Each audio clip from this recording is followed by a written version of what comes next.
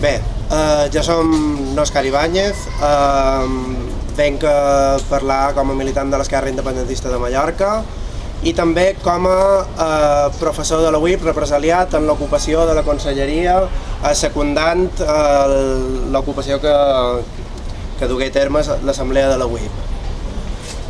I doncs bé, bon vespre a tothom. Si qualcú necessitava proves que Mallorca no patia un govern tan ranci i totalitari com l'actual, les darreres setmanes en són una clara mostra. Potser, des de la Guerra Civil Espanyola no s'havien produït tantes detencions polítiques en tan poc temps contra els moviments socials, tot i que cal recordar la repressió a la insubmissió i a l'independentisme als anys 90 i contra els llibertaris a principis dels 2000. Ens trobam en un escenari inèdit, i és inèdit perquè creixem, perquè estem fent bé les coses. Als Països Catalans hi ha hagut més d'un centenar de persones detingudes per la vaga general del 29 de març. A dia d'avui, dos joves, un d'ells militant de Maulets, segueixen detinguts en règim de presó preventiva sense fiança. Són en Rubén i n'Andreu, pels quals exigim la seva posada en llibertat immediata. El nombre creix si parlam de represaliades per mort de l'anomenada Primavera Valenciana. Avui, tota l'Esquerra Independentista de Mallorca, Endavant, Maulets, Pinyol Vermell i el Sindicat d'Estudiants dels Països Catalans, som aquí, amb la resta de moviments populars represaliats els darrers dies. A tots ells, una forta abraçada de coratge i solidaritat.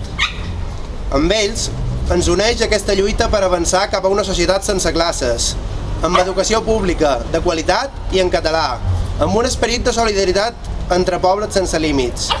I ara som aquí, més únic que mai, desenvolupant la unitat popular, que des del nostre punt de vista és el millor programa polític per acabar amb el capitalisme en aquest racó de món. Aquesta resposta conjunta ens dona encara més forces. Per a totes les persones encausades exigim la retirada immediata de càrrecs i la seva absolució, perquè l'únic delicte que han comès ha estat el de lluitar. Dir, igualment, que no confiam en la justícia espanyola, doncs és la justícia feta a mida pels qui ens reprimeixen.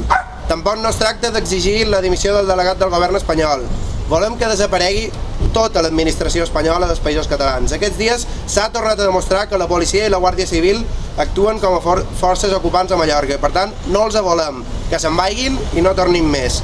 Finalment, dir que tot això que està passant sols ens encoratja més per seguir lluitant per tots els mitjans per uns Països Catalans lliures, socialistes i sense patriarcat. Prou repressió, fora el govern antimallorquí i les forces d'ocupació, el Partit Popular és violència i visca la terra!